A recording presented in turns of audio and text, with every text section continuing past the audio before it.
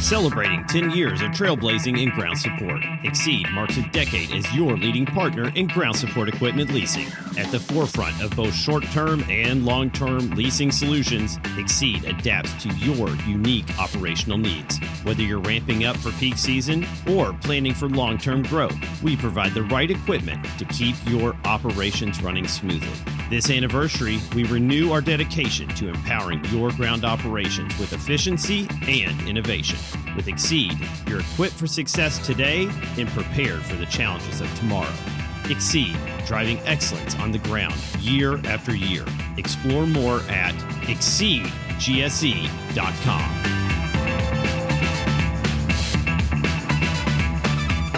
This is Brad Compton. This is Luke Brown. This is Jeff Barrett. This is Tessa Fasen, and you are listening to the GSE podcast. All right. Well, welcome to the GSE podcast. I'm Matt Weitzel, and I'm here with a group today from EBIS. So I have Santo Schnatchu, the general manager for EBIS. I've got Eric Ball. He is the CTO and co-founder of EBIS. And Crystal Wittig, the customer success manager, and Rick Agnor, the director of customer impact. How is everyone doing today? Doing great. Great. Awesome. Well, I really appreciate you all coming on. EBIS has, for me at least, I've known about you guys for a very long time. I've been in the industry for 17 years, and ever since I've started, I've heard of EBIS. It's a very well-known software out there in ground support equipment, and that's the reason you all are on here today to kind of talk about that. And what I would like to do is start out by having Eric kind of walk us through how this product kind of came to be. Eric, would you mind doing that for us? Yeah, not a problem, Matt. So originally it started in 1999. I knew a guy down the street. I was 16 at the time, or I knew him since I was 16. And then he had called me up during my freshman year of spring break, and he said, "Hey, I bought a repair station." I'm like, "What does that mean?" Right. So then I come home over spring break and basically start following around the technicians on the shop floor. Right. So basically he had needed work done on his aircraft, couldn't get work done because everything was full. So he bought a repair station. And then, which, of course, that's what anybody does. Right. So then, we just started following the technicians around, and I had no idea about aviation other than being in an airplane and, been up a couple times in his private plane. He had a Beechcraft at the time. And, start following the technicians around, understanding what the problems are. And then everybody was writing everything down on paper, right? So it was just this really weird process to me coming from a computer background. And then started making notes, doing things for him to capture technician time, how you add parts to an aircraft, start accounting for things. And then, we kept working on it, kind of got some traction, and people are like, "Hey, this is good. You guys should sell this." We're like, guess maybe we should. So, we kind of worked on it over the summer, came back home. We sold our first one to a guy, Walt Magnan, up in Petaluma, California. Older guy, great guy. He'd come back down, pick me up on his airplane. We'd go back up there, work on it over the weekend. So really learned a lot from the whole process, right? From the shop floor up. So it was really cool to be a part of that. And then we sold our second one to a place in, Salt Lake City, Millionaire at the time. And we started getting the differences, right? You have smaller aircraft, you have jets now you're working on. So you start understanding the little fragments of the market. So we kind of continued on that path for the next 3 or 4 years. And then we were at a trade show in about 2004. I remember Rick from Southwest, he walks by. And I'll never forget this moment because, we're two guys. It's Michael and me. We're in this booth, and it's there's no decorations in the background. It's the most ghetto booth you'll ever see. And then, Southwest Airlines walks by and they're like, "What do you guys do?" We're like, "You guys are too big for us. Just keep walking." He's like, No. What do you guys do?" So we go through, show him the demo of what we're doing on the aviation side at this point. So this is more for MROs at this point. He's like, "Hey, we're actually looking for something exactly like this. Let's talk more." So we talk a little more. He ends up bringing his whole team out to Reno at the time. And then it was really kind of scary actually, because it's like this big group. It's like the whole leadership team for the whole ground support division of Southwest. And then, they had told us that they had gone around the country looking at all sorts of different products, UPS, FedEx, whatever it was. And there was nothing out there. Here's like, we've got this solution that potentially can work for them. And we're two guys. Like, all right, this is kind of crazy, right? So then we go through the process of like, no, this is exactly what we want. We just need to build it more for like preventive maintenance schedules, for equipment versus for aircraft. And obviously scale was different because it wasn't just like a one size shop of 6 or 10 aircraft. It was 20,000 assets. It was hundreds of users. They had a small team managing all their users and their accounts, right? It was just different problems. But overall, the core concept was the same of what we were doing. So, we built it for Southwest, took it to market. We grew over time, and we got other commercial airlines in that process. And then we started adding ground handlers. So it was just already it's same back to like how it was aircraft, and it was, maybe just jets, and then it was helicopters, and it was repair stations. Then on the ground support side, it was, well, okay, like Southwest has their own equipment. Other people have sometimes their own equipment. Sometimes they work on other people's equipment. So all these kind of different factors came into it. But no, it was really exciting to be able to grow the product out. So we kept doing that continued to do that. And in 2017, we were approached by Tron Air. So it was Michael and me the whole time, which was absolutely crazy. I don't think I'd ever do that again. Yeah, I bet. So then, we got acquired, and Tron Air was a great fit in a lot of ways. They really they understood our vision of what like I wanted to do. So they really kind of let me have that ability still with the product. And then we grew the team out. And like the first thing, so Rick was still at Southwest at the time.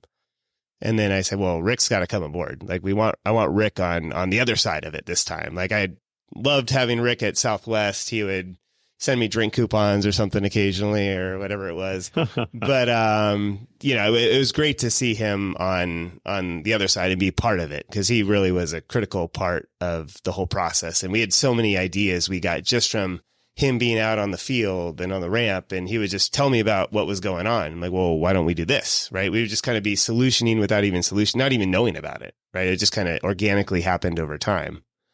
Yeah. And then, so then, got acquired. We brought and started growing the team out, which was exciting for me to just obviously have a team around us. We added a couple more people here or there, and now we're up to 18, which is crazy to go from 2 to 18. Yeah. So Eric, when did you start coding? When you were like 8? No. Yeah, I was, I think I was like 14 or 15. I was always into graphic design, originally.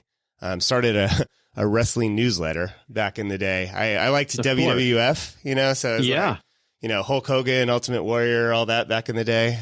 No, it was fun. I started getting into the graphic design, and I'd make these newsletters every week. I was 5th grade at the time. I got more interested in not necessarily the content, but I just changed the layout every week. So I always liked kind of the UI portion and just like how visually you read things and how you understand things. So I think that's kind of where I started. And then programming, I had Pascal in high school, yearbook, and I was just kind of all over the place, right? And I never really thought I'd be a developer from a programming standpoint. It's like, maybe like do special effects for movies, right? I always thought that was cool. Yeah, but instead you ended up in ground support equipment. So, I think it's a win for you. You never know where you're going to end up, right? Exactly. I love it. That's a great story. That is just, you were telling the story and I kind of got like this Marty McFly vibe. You know what I mean? Like you hanging out with an older guy and in this workshop. I mean, you didn't create anything like the flux capacitor, but you got EBIS out of it.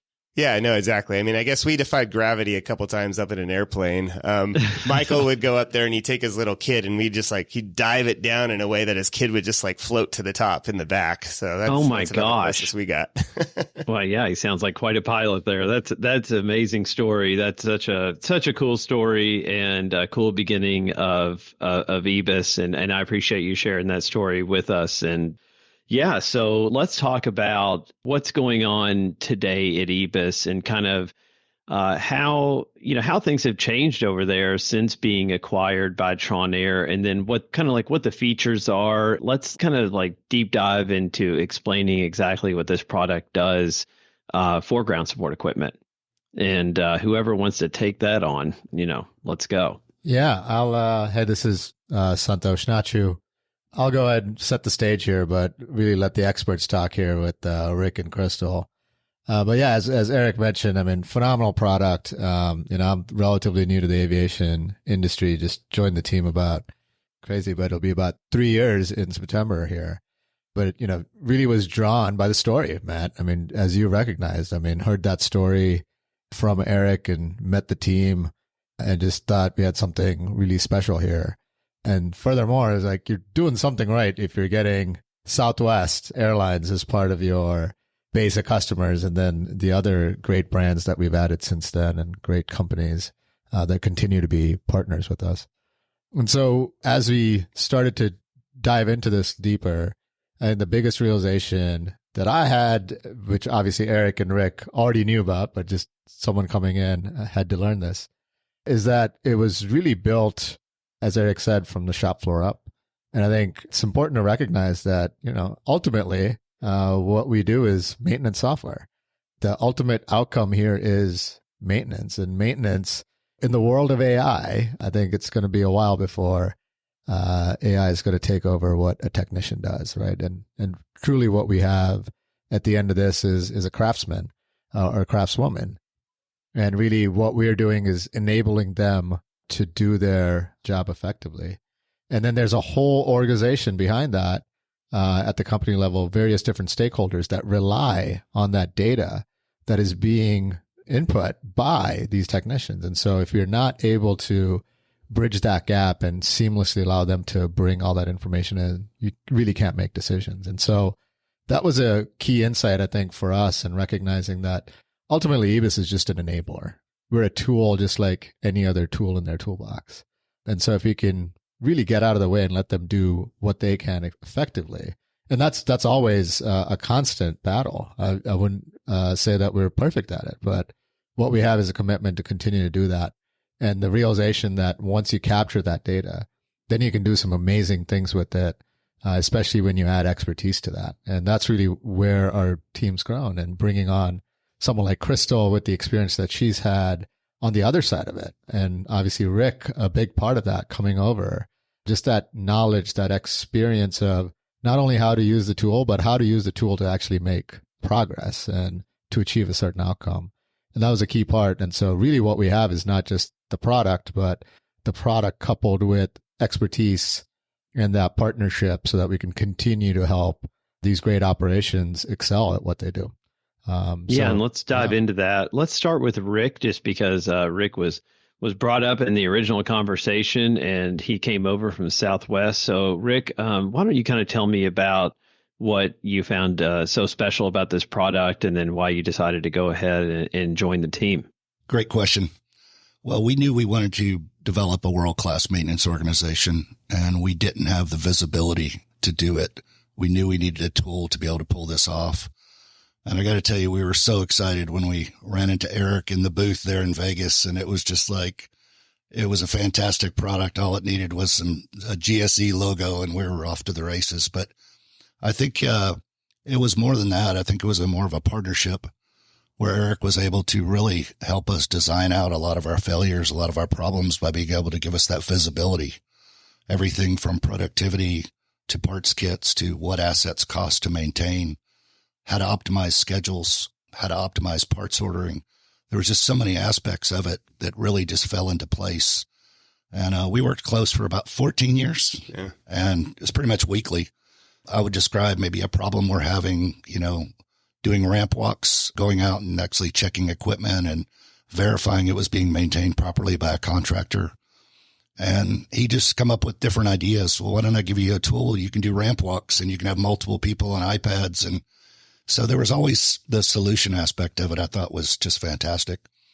And I think the more we peeled back the layers, the easier it got. And I think one of the main challenges that we threw his way was, how do we manage, a 100 city operation with just a handful of leaders? So he really put things in perspective where you could have a small group of leaders and you could run a huge fleet and you could do it consistently and you could standardize that process and you could replicate it. And then you could see where your equipment was not performing optimally. And you could see why. You could look at these KPIs and really see, if your cost went up and your unscheduled maintenance started going up, chances were pretty good your maintenance wasn't being performed. And it kind of highlighted where we needed to go visit. And sure enough, as soon as we landed, we could start lifting hoods and pulling dipsticks and see that it wasn't being maintained. It was being pencil whipped. So, as we started using those KPIs, we really knew what was going on. And so it really helped us optimize. Do you have a specific story about how you all were able to see a trend in like one piece of ground support equipment where there was like a constant failure and you would have never recognized it and kept ordering that same part or whatever? But because of EBIS, you were able to kind of figure out really quickly about what was going on within your operation. Absolutely. Thousands of those stories, but I'll give you one example. Oh, this was the MX4 bag tug, that was manufactured by Tug. Oh, I do know that one. Yeah. So we started seeing this trend that no steering and no brakes around a $20 million aircraft. That's always a good thing, right? No steering, no brakes. So it came down to a set of brushes on a motor that controlled both the steering and the hydraulics for the steering and the brakes. And it was an inspection that was being missed. And we could see that, the brush was the cause of failure. And we implemented an inspection process to design that out. And you could really just trend that out. This trend happened, we spotted it in one location, but it was something that was happening everywhere. And as we peeled it back, we just needed to put a set of eyes on it, do an inspection, and change the brushes out. So when we first saw it, Eric helped me define it. It was about a $70,000 problem in one location. And as we looked at it, there was $11 fix. As you start understanding that, you want to maintain brakes and steering around aircraft, that's kind of an important thing. But those were kind of examples that, we were able to get that information, that transparency. So. Yeah. And think about how much money was saved in the long run, even though you were paying for the EBIS software, just because you were able to figure that out so quickly. Absolutely. Yeah, that data is so critical to make those good business decisions. Yeah, I remember that. Actually, I was at Tug during that time, I believe. So, yeah. Bringing back some stories here. I think the other important lesson that we saw is, you can keep a piece of equipment forever. It's just how much money do you want to throw at it? You can fix anything. But there's a point when you should retire it, when its useful life is done. And so we're really able to identify those assets as well. Yeah. So EBIS will tell you something like that. Absolutely. We have an equipment cost analyzer, which will show us both the parts and labor. And you can see that based on the age of the equipment. You can see it spike. So as you start looking at things, you could have a brand new fleet of catering trucks that cost you about $10,000 a year. But you could look at a group of catering trucks that might be 20 years old and they're costing you 3 times that much. Does it make sense to keep it? So as you start doing the fleet planning, it really helps you optimize the fleet. And then you can start standardizing. If you're going to bring in, let's say this new fleet cost you $10,000 a year and it's going to cost you 110 man hours to maintain that. If you add 20 trucks, you know what to budget for additional labor and additional parts. So now you can really do some fleet planning on what your future is coming your way and you can really optimize budgets. And I think we got really good at optimizing budgets by having this data. And we knew when to replace, and we could really look at the assets that were the dogs of GSE, so to speak, what we'd get the biggest bang for our buck by retiring it. So we had that hit list. And I think that was really great. When you're dealing with CapEx budgets, you really want to get the biggest bang for your buck. So there was just so many examples like that just through the 14 years we worked together. As I was a customer and Eric was the developer and the co-founder and CTO, he kind of did it all. So he really helped us optimize that with our team. So yeah, for sure. Yeah, that's awesome. Thanks for sharing those stories. Sure. I'd like to get to Crystal now and kind of talk about how you ended up at EBIS and what you found so interesting about the product. Yeah, so I was also a customer of EBIS before I joined the team. And really, I was in a position that I met Rick and Eric, I think in about 2019. And at the time, as the customer, we were looking for a solution that was really end user friendly. We had already been through several different systems prior, but really championing the product of EBIS. I had seen it before, but I needed to sell it to my leaders. So we brought Rick in and his counterpart at the time and really put him through the ringer. We joke about it now, but really put him through the ringer with about 8 pages of questions that I just wanted to make sure that the leadership really understood that EBIS was the right fit. And through that process, as we got to know each other in 2021, it was known, and Eric actually called me and said, "Hey, give me a call. We want to talk." And the rest is history. So I've been with the company for about 2.5, 3, close to 3 years. Oh, wow. Congratulations. Yeah, thank you. How's it going over there? What are y'all working on? Yeah. So for me, I spend a lot of time with the existing customers that we have and also, talking to future customers as well, but really just making sure that we're listening and also really partnering with them to make sure that they're being heard. We understand if there is a problem and how EBIS can solution that problem, and really just going through different process changes and process flows and really just helping them get the best bang for their buck out of the product. So there's still a lot of like product development going on based on the feedback from the customers. Yeah, always. We're always taking feedback. Everything that we do and every change that we make is really from customers' feedback and really listening to them. And some of the stuff that we do isn't necessarily them telling us this is what we want. It's just listening and saying, "Hey, I think we have an idea for you." Yeah, that's so key is, getting the customer feedback for sure. Yeah, and Eric can kind of talk on it too a little bit. Yeah, no, we're continuous development over here, right? So I always like to tell the story about when we, got acquired, start building up the dev team. Then they're like, "Oh, this is great, but what are we going to do when this is done?" And I'm like, "That's cute, guys. That's real cute." It's just it's continuous, right? And you're always smarter than you previous were, hopefully, hopefully smarter. And then, it's always just like trying to improve. And, people have become more sophisticated, right? Like dashboards are a bigger deal than they used to be 15 years ago. No one even knew what a bar chart was versus a line chart. Now it's like, we want all sorts of these kind of charts, and we want them on our phones, and we want them to be able to access them from anywhere we are. So it's just as technology has changed, we obviously have evolved as well. And we've rewritten the product. We're more mobile friendly. We use the same framework that Facebook was developed on from a front end standpoint. So, we're about as modern as they come. Yeah, it sounds like it. Yeah. And so tell me about, we talk a lot in this podcast about telematics. How are you all integrating with telematics? I'll take that one. Yeah. I think, telemetry is the talk of the town, right? Always. And it's brilliant. And from our perspective, it's another data source, right? Just as we were talking about earlier, technicians are a key data source, but so is telemetry. But it's not enough by itself. And so our take on this is we're very agnostic. We will work with anybody in terms of telemetry vendors. And, obviously the other trend in the market is OEMs, as they're putting out new product, has their own telemetry built into the devices or into the assets. And so for us, our take on it is ingest that data source, because it actually will really help you make decisions. I'll actually give you a story, a little example here.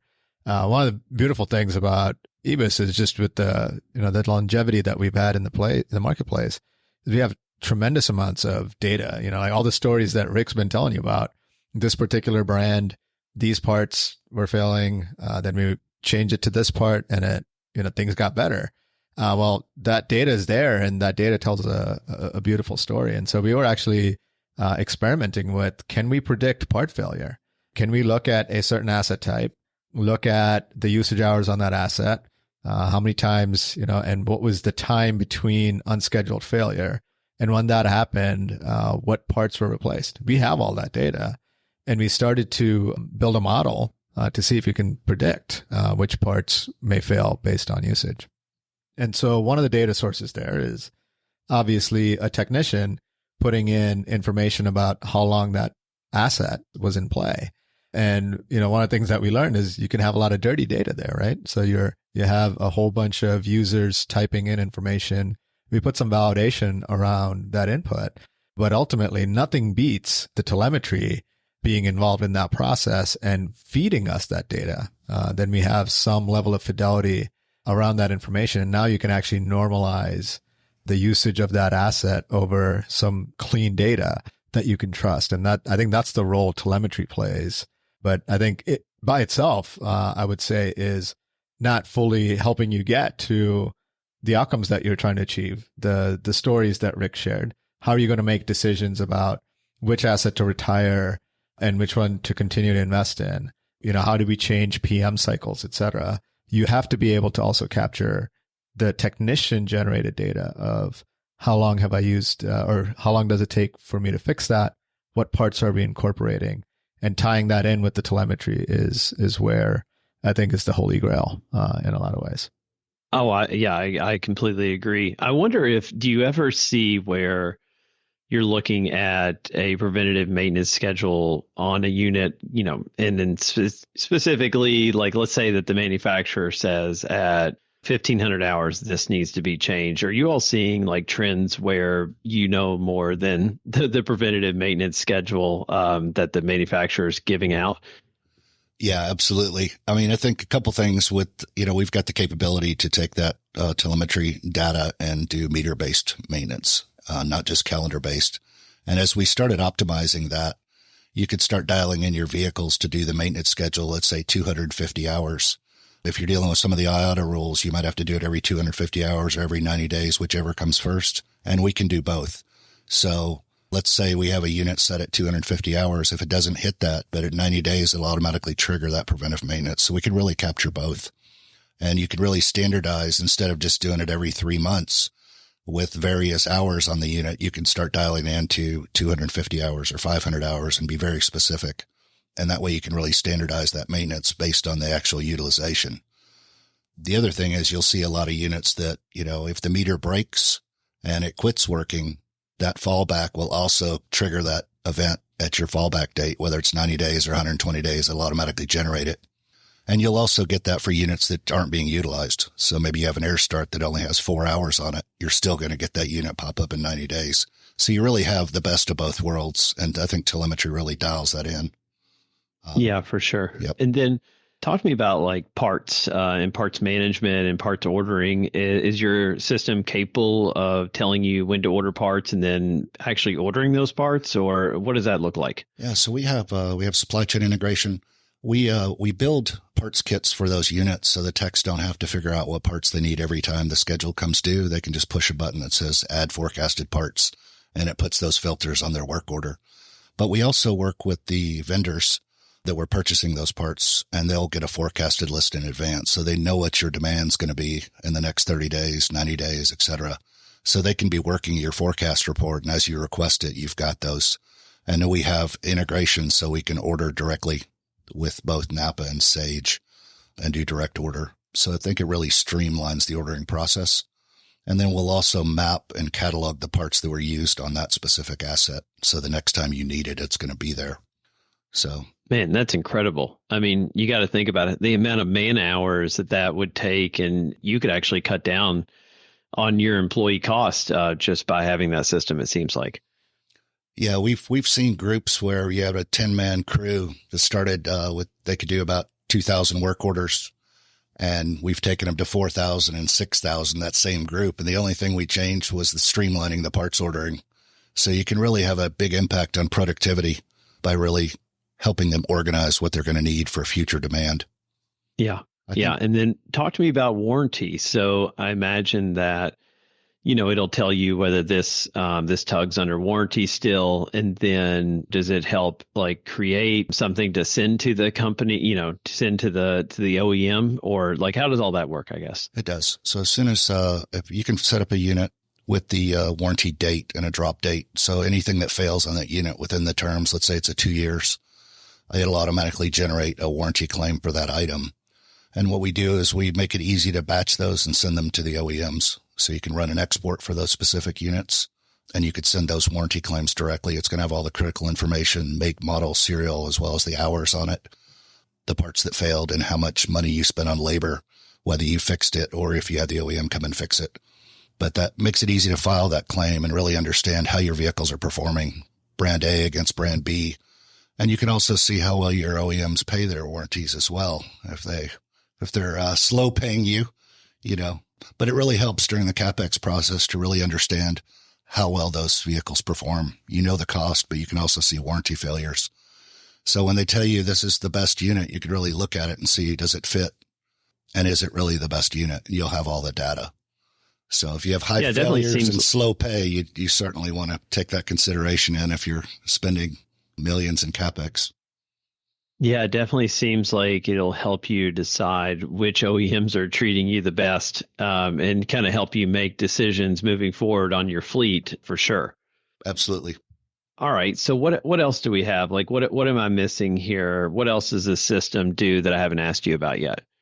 Yeah, I think it's pretty, just once again, given the track record we've had and just the sense of partnership with our customers, we've been able to, slowly and organically build all these capabilities. But I think just even more so than the product, which I think we continue to put work into and we're continuing to invest in. I think there's also the whole total experience, right?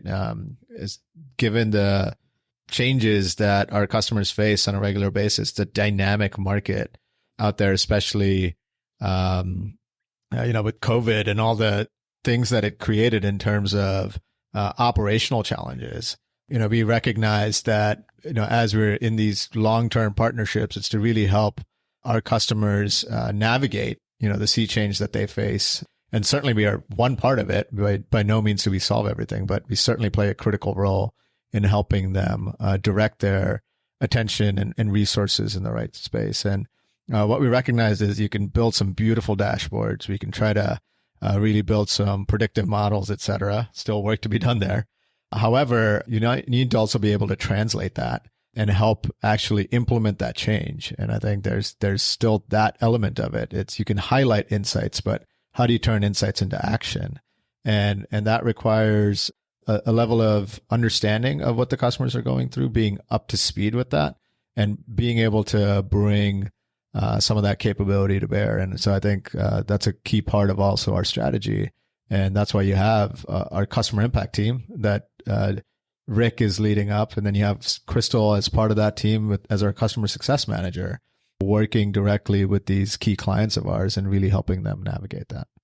Yeah, and I think it's important to state that I think our industry is different than other industries. And the fact that this was born out of the GSE industry, and you all have really stuck to GSE. Now, I know you do have your separate business, but it's still in aviation, right? And I think it's important to point out that this is specific to ground support equipment. You understand the OEMs, you understand the customers and what their needs are, and it's built, purpose-built for GSE.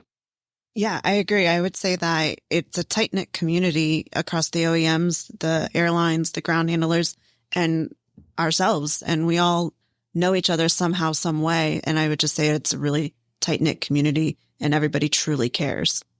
Yeah, I would completely agree with that. So I'm going to ask Eric a question here. So Eric, where do you see you all moving towards? Is there something you're working on, like future state, that you'd like to see EBIS moving towards, or like what do you have upcoming that we should all get excited about? Well, I mean, there's always much on the backlog, right? No, but we're working on more dashboards, more analytics. I think we're starting to play with AI, right? Like seeing where that can fit into it to really kind of help make things easier. I mean, a lot of it's experimenting, right? And just talking to customers and understanding what they need, more advanced notifications, right? That's something that we're working on. Parts catalogs, working from an industry standpoint to really go at it from the OEM standpoint of like, what is the standardized parts list that each, that a bag tug has, or like a specific model. And then because that really goes across all of our customers. So it's easier from an ordering standpoint, coming up with just standard parts catalog, like the PDF manuals for that, the photos of the parts for the technicians, making it easier for them to identify. These are all things that, we've been working on Rick and I worked on this back at Southwest, like when he was there, right, going through the whole supply chain system. And it's, it's always evolving. Now it's back to really trying to have that standardized list for our customers. So yeah, a lot of things in the works ultimately. And where do you see AI playing a role in this? Yeah, I mean, we'll see, right? It could go in a lot of different ways on that. Yeah. I mean, look, like I said, I think AI is going to completely change the maintenance game in terms of actually fixing GSE assets and planes anytime soon. Never say never, right? However, I think it goes back to our thesis here. Our thesis is technicians are key to any of these operations. The more we can help them do what they are really good at, which is fixing things and, working on their craft. And if we can kind of blend into the background, then that's what is our vision and what we need to achieve. And I think AI has a great role to play in that, because we believe that in the market, we're the most intuitive, and I'm sure every software company you talk to says that, but the proof's in the pudding in terms of how technicians actually use our product and enjoy it. And, the amount of people that will come around when we go through to some of these user sessions, et cetera. But there's more to do there. And I think AI is going to play a key role, we believe, to streamline that further. How do we remove more steps for that technician to be able to put in the right information each time without it being burdensome, and then that resulting in better results and outcomes for the business? And so that's kind of our take on it. Yeah, for sure. And so, all right, we're to the point of the podcast where I ask for a GSE story. And since we have a panel of people in the room there, who wants to tell a good GSE story? I have to go with Rick first. Rick does have the most years in GSE, so he does seem like the right choice. I'm drawing a blank right now. That's all right. Take your time. So this is something I'd like to do on all the podcasts because, it seems like we all have like a really good story. Now, we did hear the good story about the MX-4. So maybe this is an Eric question because he's been in the industry for quite a long time as well. Oh man, Rick's got all the stories normally, so tell me about a great customer success. Yeah, so I can share one from last year. So we actually onboarded a customer last year in May 1st last year, and they really were facing a challenge. They didn't have all the visibility that they were looking for. And one of the contingents was service request, or taking the line and the ground handlers and reporting into the GSE team on what if a piece of equipment failed. And they really just had kind of like a broken process in that. And so when we also implemented with the contingency of this feature. So it really was exciting that not only were we bringing in a new customer, but we were also helping bridge the gap between the ground ops and the GSE team and bringing them together. Oh, that's awesome.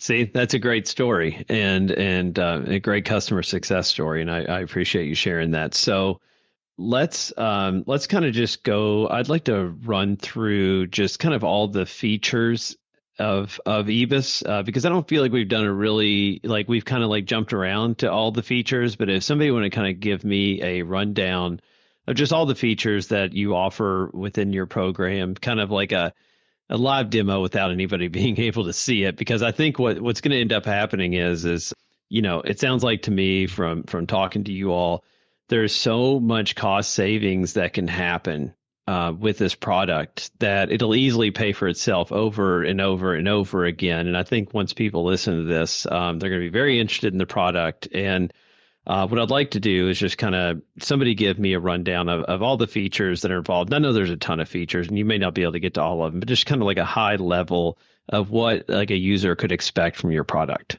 Okay. Yeah, great. I'll take you through that.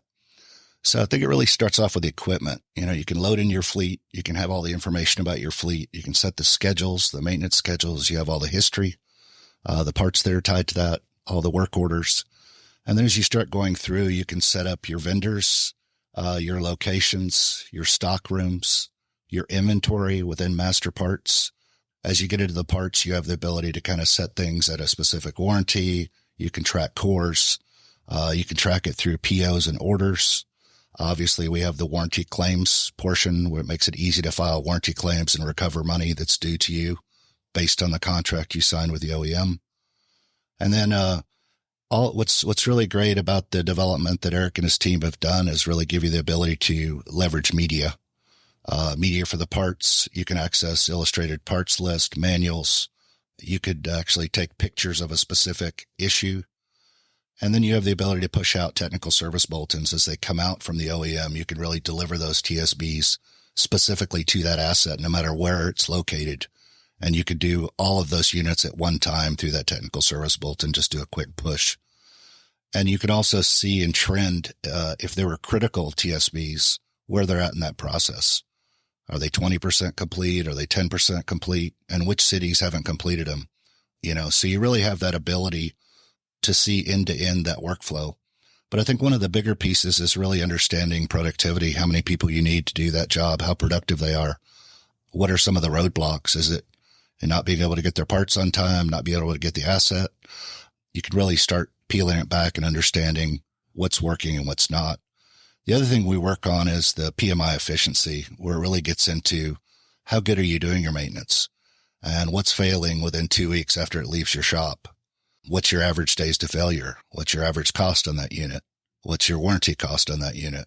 So as you start understanding how well the vehicle performs, let's say your average time to failure is 90 days, but your maintenance schedule is set at 120, you're never going to get ahead of that maintenance failure. You actually have to understand when it's failing on average and then optimize your schedule. Whether you're doing that based on hours or you're doing it based on days, it doesn't matter. You just need to be ahead of it. So I think as you start understanding kind of where those pain points are, when it fails and how to get ahead of that and design out that failure, I think is what's so nice about EBIS. It actually tells you what's failing. You can make a change and then you can actually see the needles move and you can actually see, or is that unit having less failures, less labor, less parts, and you can really start optimizing those schedules. So I think it's a great enterprise asset management system with a really good productivity, parts flow, warranty flow, being able to track cores, and it's easy to use, I think is probably the nicest aspect of it. You can train a technician in about 45 minutes. You can do it on any device, whether it's Android or iOS, Mac, desktop. It doesn't matter what you're running it on. So I think you're seeing a lot of mobile hardware going out. We're seeing a lot of the iPads, 10-inch iPads is kind of the hardware of choice. So you really kind of have a mobile workforce now with those same capabilities.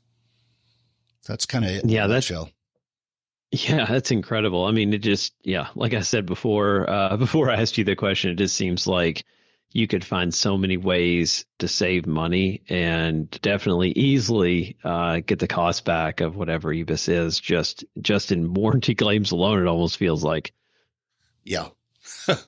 I mean, it's really great. So I appreciate that. And then, do we have any closing remarks? Anything that I've missed and we haven't talked about? Yeah, no, I think in closing, I mean, I'd say this, and I think in general, there's plenty of solutions out there, absolutely, and there's enterprise asset management. Put it in Google, and I'm sure you'll have a list. But I think a key part of this is understanding that it's the tool, the data, and even understanding, the nuances of it, right? Like one of the things that we often talk about is when you buy kind of a one size fit all solution, you have just a whole bunch of user defined fields that you have to go define. And so if you've never really set up a system trying to achieve some of these outcomes that our customers are trying to achieve, you can spend a lot of time setting up the wrong data for really, years. And then you're dealing with that dirty data because it's actually quite unusable. And so I think our focus in this arena and for these specific use cases under the umbrella of enterprise asset management, but given that, we were able to really set up the system for that sole purpose or objectives within GSE. And so I think, that's probably my biggest message is it's easy to just look at individual elements. We can talk about feature sheets and just kind of like we did the rundown here of all the capabilities and modules. But I think you have to look at it holistically and understand, what does it take to actually get started on a system this robust, and then being able to track the data that you should be tracking so that you can get to those metrics that Rick talked about. Ultimately, how do you set all of that up? And then how do you leverage that to actually take action in your operation? I think that's really these discrete parts that come together quite beautifully. And I think that's really what, we want to share with your audience. Yeah. And again, it's just, being specific to GSE definitely helps because, the worst thing in the world is fields. I think we all know that. So nobody wants to see that on their screen. They want it all done for them. And with the amount of years that Eric has put into this product, I doubt that there's a lot of those user-defined fields that any kind of ground support equipment person would have to put in there. Oh yeah, no, we've got all the fields. Trust me on that. You got all the fields. Yeah, you've been asked for them before. This would not be a new request. So that's awesome. Well, I just really appreciate you guys coming on today, and it's great to learn about this product and kind of diving a little bit deeper into EBIS and just seeing what you guys have to offer. And then how should if anyone's interested, how should they go about getting like a demo of the software and talking to you guys? Yeah, first of all, thank you so much for having us on. I've been consuming your content here as I try to learn myself, and so really appreciate what you do and bringing on some of the great guests that you have. So really happy to be part of this as well. I appreciate that. Yeah, absolutely. You're welcome. And in order to answer your question as to where you can find us, the best place is to get on www.ebiscloud.com, and you'll have a good sense for exactly what we offer and get a hold of us, and you can ask for a demo request right there. But, we're approachable. We are happy to share my email, Rick's email, Crystal's email, Eric's email, and you can reach us directly. So we're happy to, anybody is more than welcome to connect with me on LinkedIn. I'm sure, with the pronunciation of the name, I could spell it out as well. We'll put that in the notes for you. So. Yeah, I wasn't gonna go down that route again. But so are y'all going to be at any upcoming conferences or expos that people can see you at? Yeah, great question. Yeah, we'll be at GSE Expo in Lisbon here coming up in September, I believe. So it's always a great show. That's going to be a big show. Yeah. Yes, very big show.